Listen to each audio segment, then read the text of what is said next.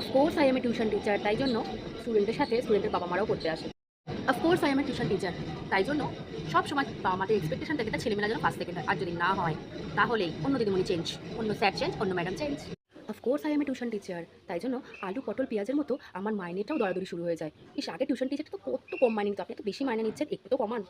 Of course I M A tuition teacher, তাই জন্য স্টুডেন্টকে আমি কি পড়াবো তার বাবা মারা চলে আসে পড়াতে। ম্যাডাম এটা হয়নি, ম্যাডাম ওই চ্যাপ্টারটা হয়নি, ম্যাডাম ওই চ্যাপ্টারটা তো আপনি করাননি, ওই চ্যাপ্টারটা তো আমার ছেলে না করলেও কিন্তু পাশ করতে পারবে না, সেটাও বাবা মাই ডিসাইড করবে। Of course I M A tuition teacher, তাই জন্য যখন পড়ানো শেষ হয়ে যায় ঠিক তখনই ওদের চা খাওয়ানোর কথাটা মনে পড়ে যায়। ম্যাডাম একটু চা হবে নাকি, চা খাবেন, তাহলে আরেকটু বেশি আমার ছেলে পড়তে পারে, এটা মনে মনে বলছে।